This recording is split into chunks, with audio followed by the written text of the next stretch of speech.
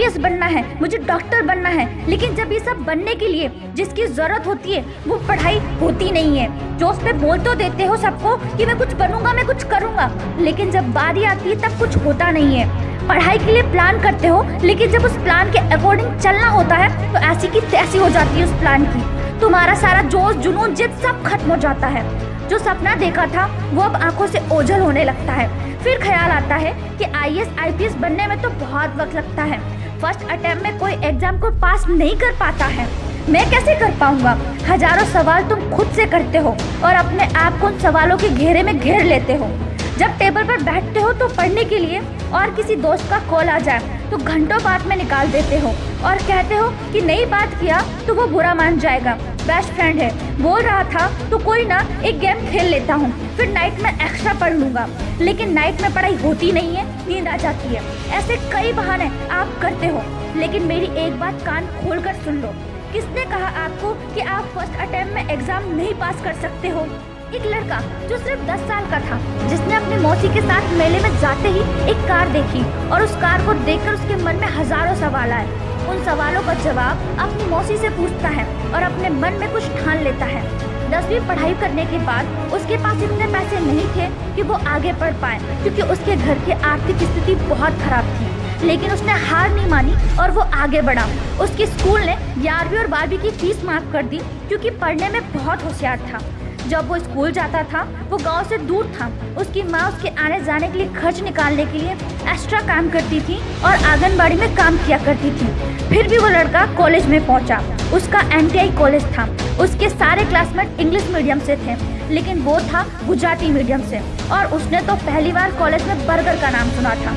जब वो इंग्लिश बोलने की कोशिश करता था तो उसकी मदर टंग की वजह से उसका मजाक उड़ता था, लेकिन उसने हार नहीं मानी। वो अपना खर्च निकालने के लिए गांव के बच्चों को ट्यूशन भी पढ़ाता था।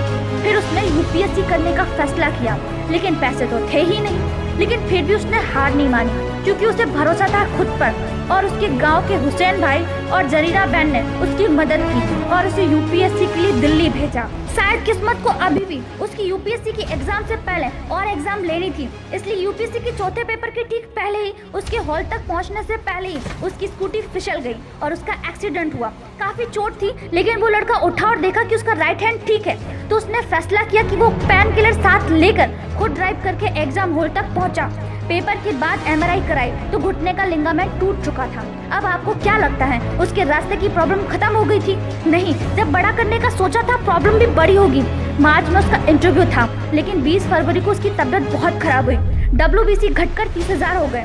इंजेक्शन लग रहे थे, लेकिन बुखार टूट नहीं रहा था। फिर भी उसने हार नहीं मानी और 15 मार्च को हॉस्पिटल से छुट्टी लेकर वापस दिल्ली पहुंचा और सिर्फ 1 हफ्ते की तैयारी के साथ इंटरव्यू दिया, वो भी इंग्लिश में, जबकि वो एक गुजराती मीडियम का लड़का था और उसने यूपीएससी की फर्स्ट अटेम्प्ट में उसे पास किया।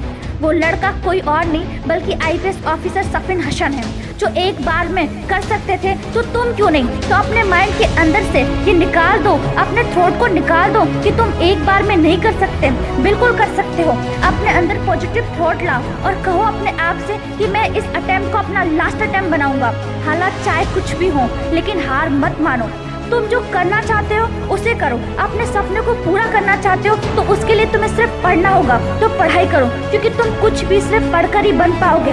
तो डरो मत उससे, दिन रात एक करो। फिर तुम्हें पढ़ने के लिए सब कुछ छोड़ना पड़े तो सब कुछ छोड़ो। हालातों का बहाना बनाकर खुद को रोको मत। हालात कभी किसी के सही हुए हैं जो आज तुम्हारे सही होंगे? हालात सबके बुरे होते हैं, परेशानियां सबके साथ होती हैं, तो हालात के आगे झुको नहीं, बल्कि हालातों को अपने आगे झुका दो। अगर पढ़ना नहीं है तो ये फोकट का आईएएस आईपीएस बनने का सपना क्यों देखा है? कंपटीशन क्रैक करने का सपना क्यों देखा है? NEET, CA, IIT, doctor, engineer बनने का सपना क्यों देखा है? लेकिन अगर तुमको कुछ बनना है, कुछ बड़ा करना है, कुछ उखाड़ना है, तो पढ़ाई करो। जी जान लगाकर पागलों की तरह बस पढ़ो। तो जाओ अब जाकर पढ़ो।